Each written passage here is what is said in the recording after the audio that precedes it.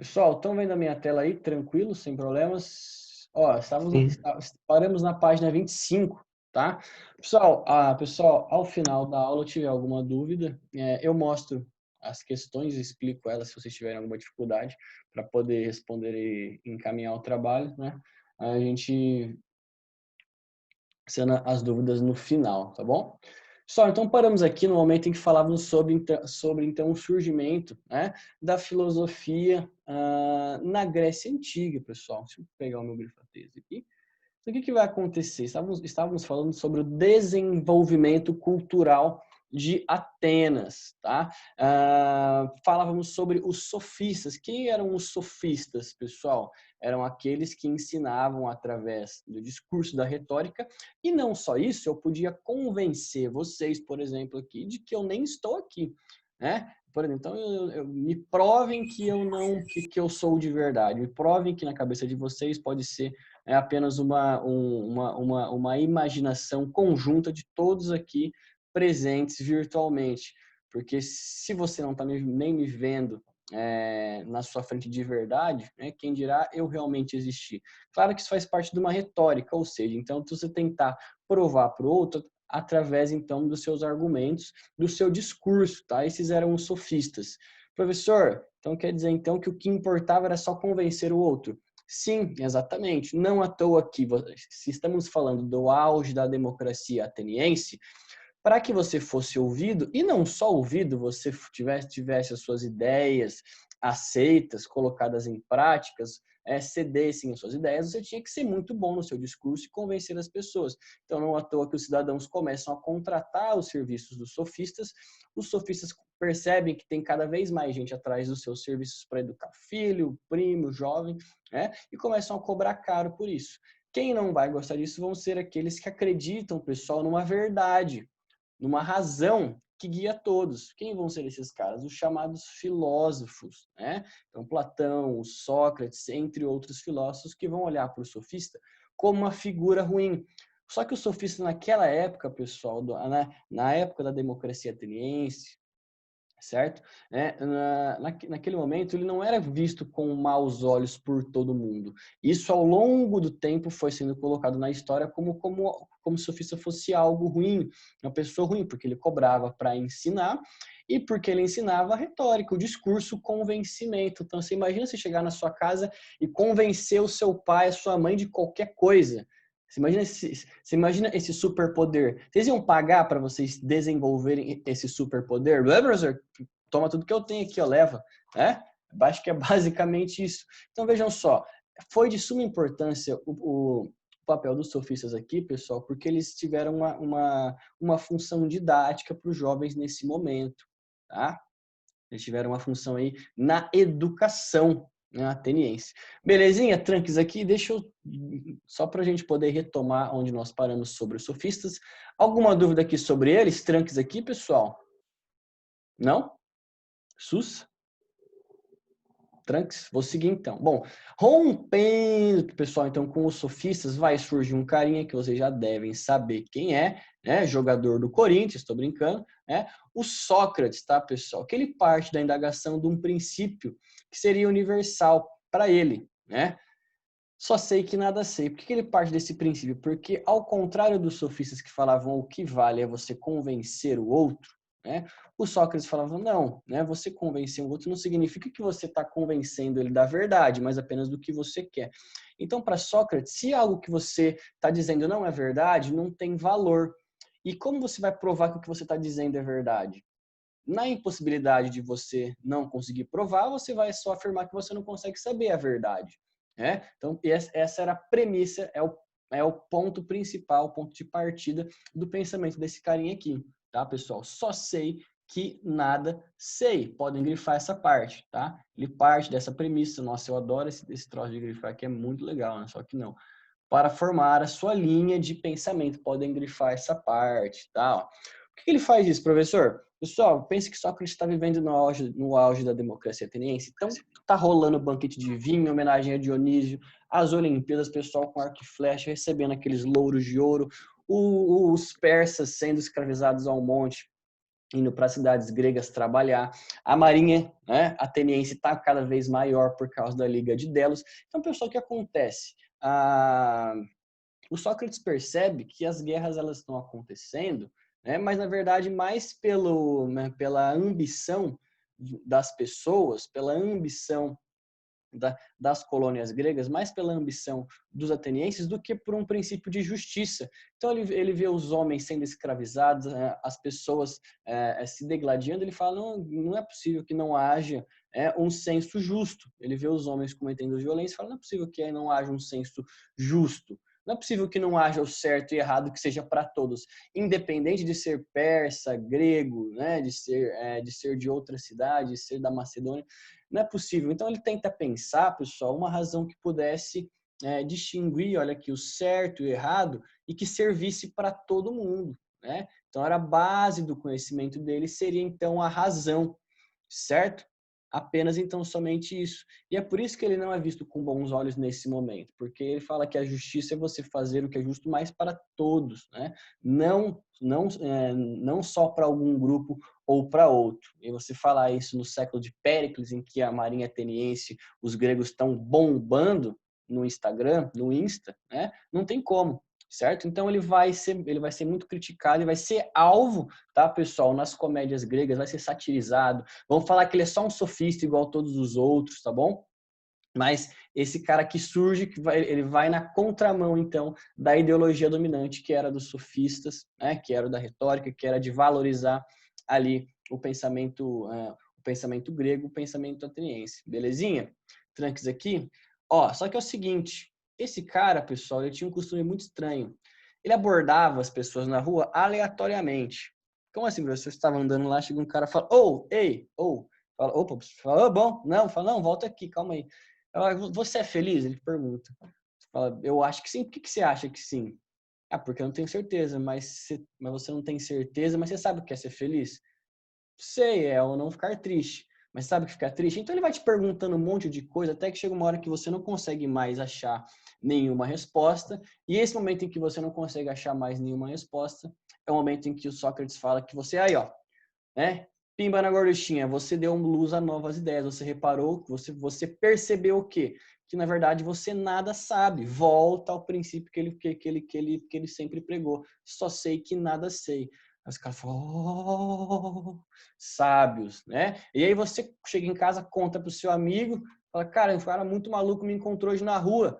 Aí você conta tudo e fala, caraca, vamos falar com esse cara. E vai todo mundo começa a seguir esse cara.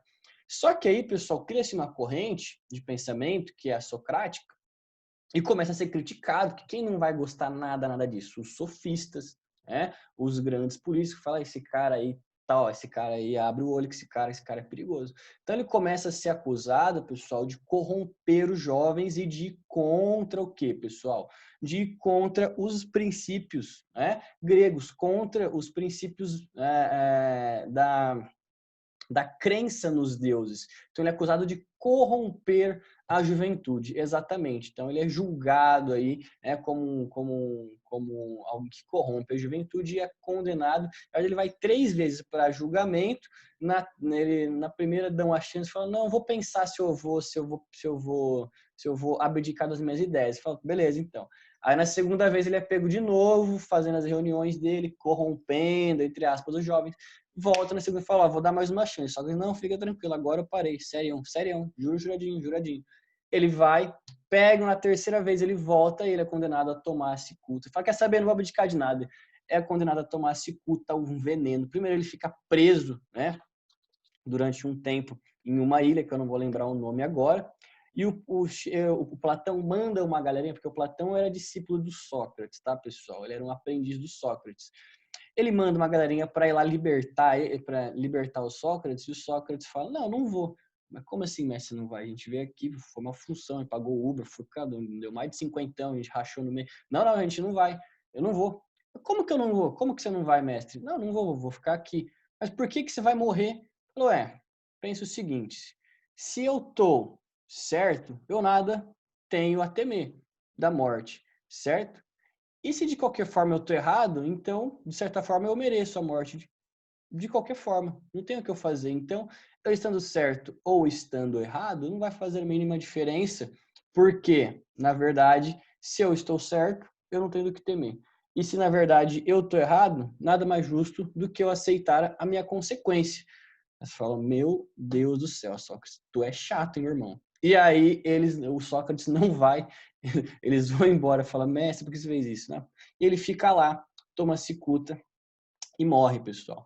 Então, o que vai acontecer após a morte dele? Como ele nunca deixou nenhum escrito, as bases, tá, pessoal, do seu pensamento era só pelo diálogo, o Platão, que sempre o acompanhava nos seus diálogos, nas suas reuniões, ele ia anotando, e aí depois, pessoal, ele vai escrever. Então, as principais obras que a gente tem sobre esse carinha chamado Sócrates são os escritos de Platão e também daqueles caras que satirizavam, lembra? Que zoavam o Sócrates nos teatros gregos, nas comédias gregas, belezinha?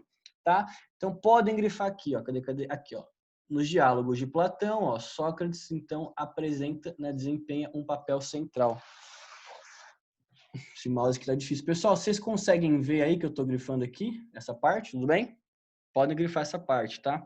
Cadê? Aqui, ó. Ó. A obra refere-se à forma mais importante do seu método, discutir e refutar, por meio de um conjunto de perguntas e respostas, né, tais afirmativas capazes de apresentar posições e argumentos. Então, ele vai desenvolver, pessoal, né, nos jovens, a capacidade de dialogar, não apenas de convencer, mas de dialogar, entender o que o outro está falando, pegar a sua ideia, se confrontar com o que você já pensa e tentar surgir uma nova, né, derivar dela uma nova ideia a partir do confronto, do diálogo entre as duas ideias, a do outro e a sua, tá? O Aristófanes vai satirizar esse cara, tá, pessoal? Vai dizer que ele é só um sofista igual a todos os outros, né? Mas os principais escritos que nós temos, pessoal, sobre o Sócrates, né, que na verdade acaba enaltecendo muito também a figura do Sócrates, são os de Platão. Belezinha, pessoal? Tranques aqui. Fácil esse parágrafo? Algum problema? Tudo bem? Bom, Tudo podem bem. grifar essa parte. A gente acabou, eu acabei indo bastante à frente. Ó. Então, aquele acusado de corromper a juventude, tá? Podem grifar essa parte também, beleza? Tá? Ele bebe a cicuta aqui, ó, como tá no finalzinho do parágrafo, tá? Que é um poderoso veneno e morre. Beleza? Tá? Tranks, tudo bem? Bom, Platão, então, vai dar sequência aos seus conhecimentos e, como eu falei lá no comecinho, pessoal, a base do pensamento de Sócrates era a razão, né? Era a razão. A razão, e por meio da razão você chegar a novas ideias e que pudessem servir para todos, né? Que não servissem só para você, tá, pessoal? Então, o que o Platão vai dizer? Ele vai, a partir dos ensinamentos de Sócrates, ele vai criar uma academia, certo? Que é a Academia de Atenas, onde ele vai formar jovens que vão atuar na vida política, tá? Na vida política, perdão, belezinha? Tá? Então, após o Sócrates, nós temos, né, inclusive esse carinha que vocês já ouviram falar várias vezes, ainda vão ouvir falar muito, vai dizer aqui que na academia você deve fazer o quê? Você deve treinar tanto a sua capacidade, o que, pessoal, mental, treinar a sua mente e exercitar o seu corpo, porque se os dois estão em pleno desenvolvimento, certo? Você está como um todo funcionando, ou seja, você tem as suas capacidades plenas prontas, um complementa o outro, tá? Então a sua mente vai ser treinada, você tem a sua razão e o seu corpo também vai ter vigor. Não à toa que o Platão era chamado de Platão, pessoal, por causa da sua estrutura física.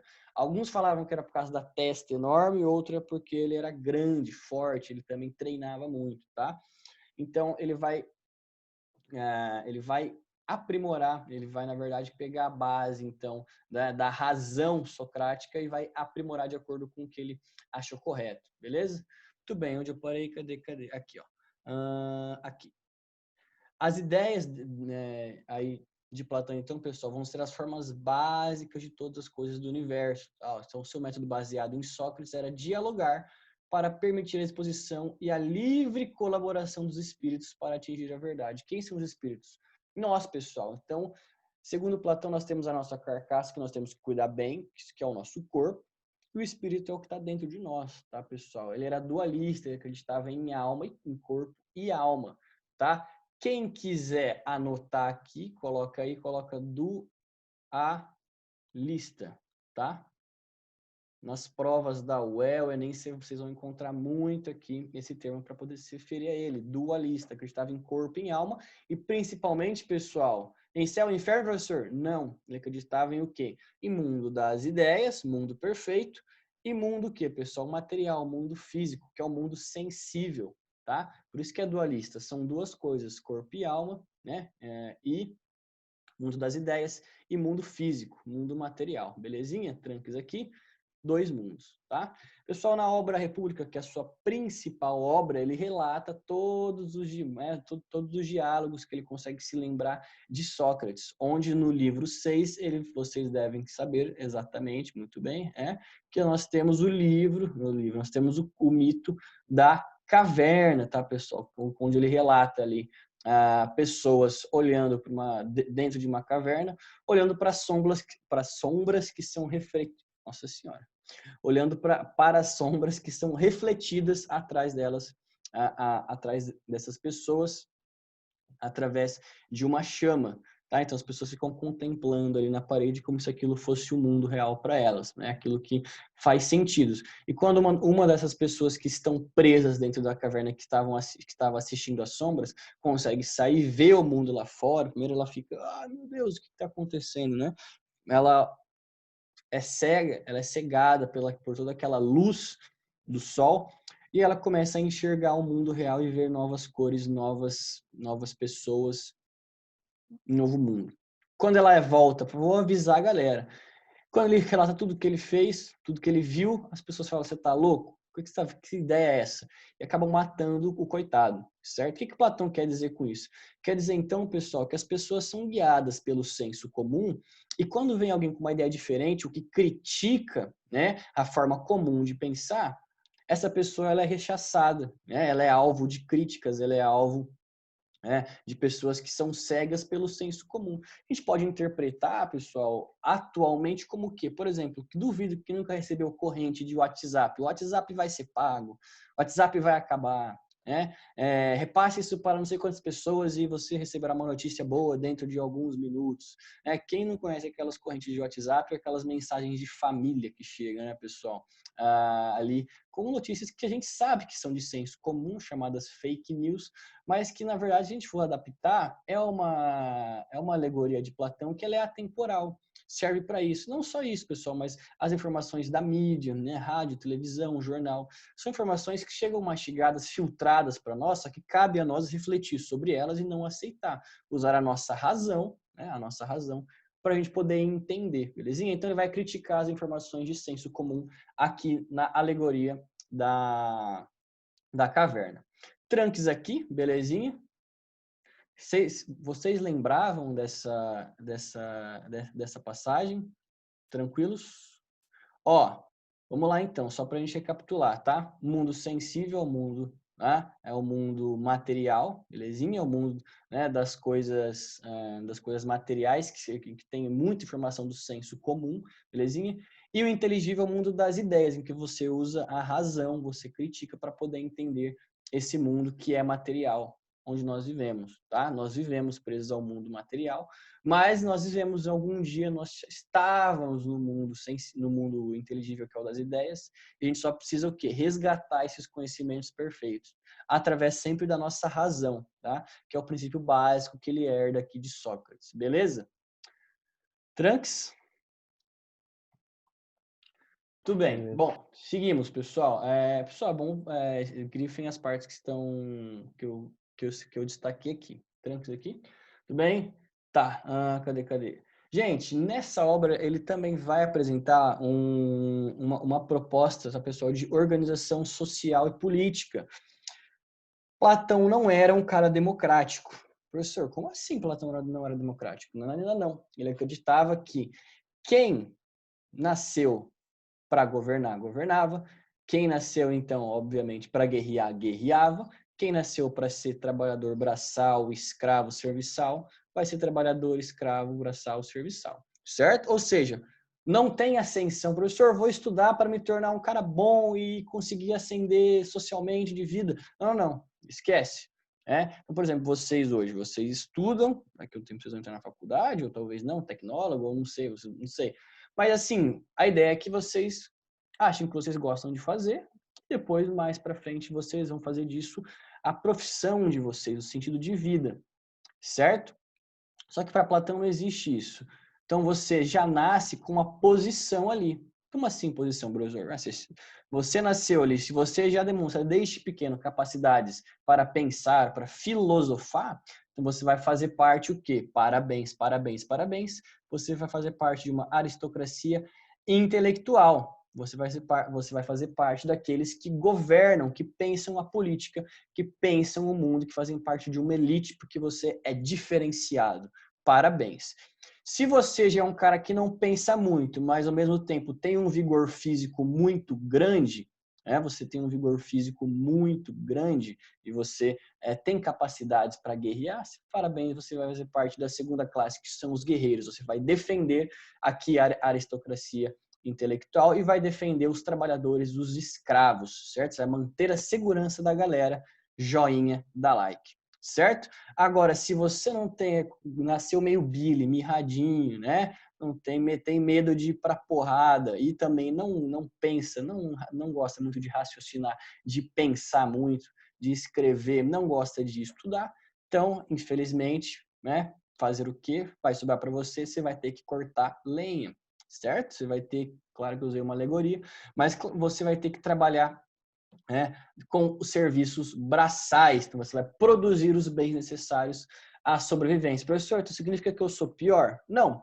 Significa que a sua posição é diferente, porque sua aptidão para as outras duas funções você não tem. Belezinha? Tranques aqui. Então, Platão, ele acreditava nessa ordem, né, política e social. Existia uma república, mas não existia uma democracia.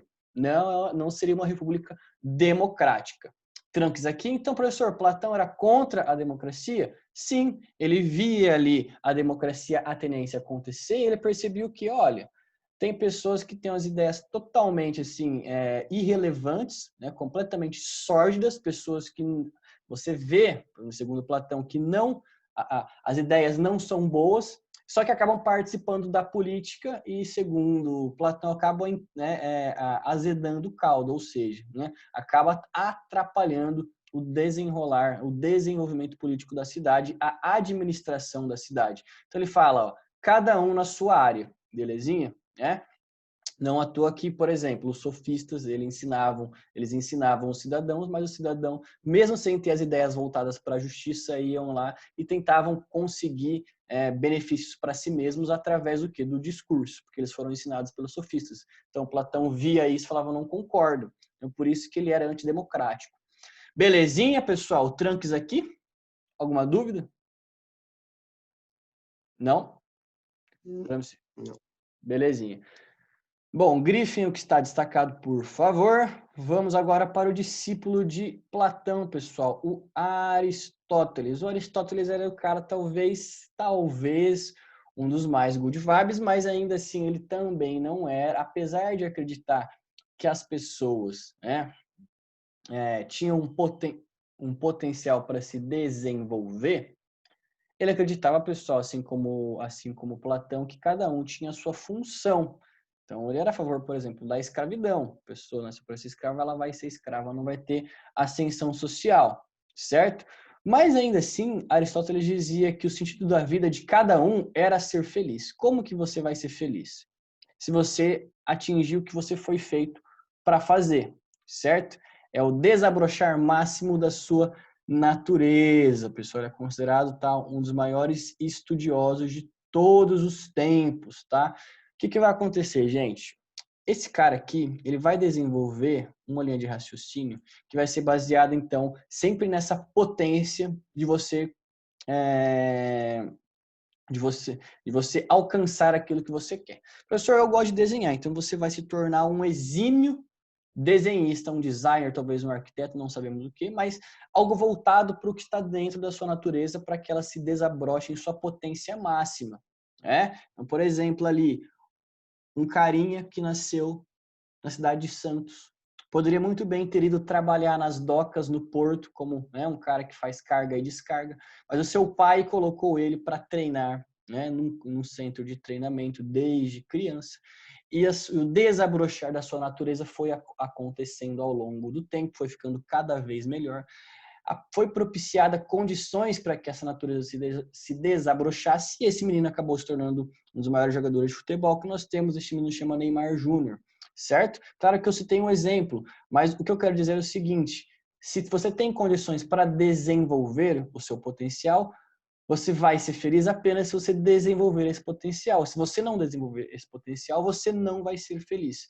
Logo, você não está seguindo, né, o sentido de vida do ser humano, que para Aristóteles é ser feliz. Então, com essa filosofia, tá, pessoal? Com essa ética, que da ética é comportamento, tá? É o seu costume, a sua prática, tá? Ele vai orientar o Xande, exatamente, pessoal, o Alexandre o Grande, o Alexandre da Macedônia. É por isso que o Alexandre não parava de conquistar e não parava e não parava, não parava, né? Ele conquistava e conquistava cada vez mais, certo? Porque aquilo é o desabrochar incessante. Você vai chegando, sempre que você chega no limite, você ultrapassa ele, né? E o Alexandre seguiu isso, né? Chegou um momento até que ele morre, certo? De febre, mas ele só parou de conquistar quando ele morreu, certo? Então, nessa lógica, pessoal, que aristotélica, o ser humano vai buscar a sua felicidade, que é o desabrochar da sua natureza. O que vocês devem guardar é que ele foi o quê, pessoal? O mestre do Alexandre o Grande, tá, pessoal? Não só isso, pessoal, esse carinha aqui também, ele criou um método de análise, que eu acho que eu vou explicar na próxima aula, porque não vai dar tempo. Mas quem aí é da biologia, vai gostar desse cara, porque ele vai observar o mundo ao seu redor e vai tentar classificar esse mundo. Como assim? Olha, ele vai olhar para as pessoas, vai olhar para os animais, vai olhar para as plantas, vai olhar para as pedras e tentar encaixar eles em gavetinhas. 3 grandes gavetinhas, tá? O reino mineral, o reino vegetal e o reino animal. Então, ele vai dar as bases, pessoal, para o que a gente tem hoje como biologia, tá? Sabe o reficlofage, né? Reino, me ajuda aí quem vai lembrar. Reino, espécie, filo, ordem, classe, família. Tem um monte, né, pessoal? Só que quem vai dar as bases vai ser esse cara aqui, tá? Ó, para ele, a lógica do conhecimento deve ser adquirida antes do estudo de qualquer ciência. Para ter um conhecimento da realidade, é necessário deduzir o particular do universal, tá? Ou seja, se eu disser assim, o Danilo é homem. Não, perdão. Se eu disser assim, todo homem é mortal e disser Danilo é homem, logo eu deduzo o quê? Que o Danilo é mortal, certo? Ou seja, é um silogismo, tá, pessoal? É você pegar uma lógica particular e tentar derivar ela, tá, para o genérico, para o generalizado, para, pessoal, para o universal. Vou explicar essa parte aqui melhor na próxima aula, tá? A gente para aqui, anotem aí, tá? Ó, no penúltimo parágrafo. Tranquilinhos aqui? Pessoal, dúvidas? Senão eu vou encerrar, tá ok? Tudo bem? Sem dúvidas por mim, professor. Sem dúvidas por mim. Beleza, então. Pessoal, até segunda encaminho o trabalho no link, tá? Poder fechar a nota do primeiro bimestre. Tranquilinhos? Professor, Do segundo, perdão. O primeiro tá fechado. Oi? pode ler as questões aí? Cadê? Aqui. Tá. Pessoal, mas daí está com a resposta, não vale, hein? Ó, então relacione o deixa. apogeu cultural de Atenas com o desenvolvimento do escravismo e do domínio sobre outras cidades. Pessoal, isso aqui tá no início do capítulo, tá? Explica o sentido do helenismo. Pessoal, o que o Alexandre Grande fez, tá? Tem a ver com esse período helênico de Alexandre o Grande. Isso aqui vocês têm que procurar a resposta na apostila. Expliquem-nos como os poetas e historiadores gregos produziam registros da memória e da história gregas. Pessoal, aqui a gente tem tanto os relatos orais como os escritos. Quero que vocês desenvolvam sobre isso. E 4, aponte as principais características da religião grega. Isso aqui, pelo amor de Deus, né, pessoal? Mitologia. Dado isso aí, eu quero que vocês desenvolvam. Belezinha, gente? Tranquilos? Sim. Pesquisa na internet, professor? Está na apostila, vocês podem pesquisar na internet, tá? Mas se vocês verem com textos colados, eu vou, infelizmente, ter que zerar, ok? Porque tá tudo grifado, anotado na apostila, tá? Mas pode pesquisar, só não copiem e colhem textos na internet, tudo bem? Aí tá esperando passar a tarde. Calma. Oi? O quê? Tudo bem aí? Gente, bom final de semana. Pessoal, vou encerrar aqui. Bom final de semana para vocês, tá? Qualquer dúvida, podem me chamar no WhatsApp, no Insta, quem tiver alguma coisa, pode mandar para Marina, tá bom? Pode ser segunda até o final do dia, tá bom, pessoal? E o link para vocês encaminharem o trabalho tá lá no Delta, belezinha? Pessoal, bom final de semana. Se cuidem, amores, meus queridos. Segunda-feira a gente volta a conversar, ok? Até mais, pessoal. Alô. Professor, que é o seu trabalho? Peraí. Oi? De que dia que é o seu trabalho? De que dia que é? Até segunda no fim da tarde. Mas que dia que o senhor lançou o trabalho? Eu lancei na segunda-feira, ou terça. Tá bom. Aqui, professor. Obrigado. Beleza? Valeu, gente. Grande abraço. Fiquem com Deus. Segunda-feira a gente volta a conversar. Até mais. Até mais. Alô.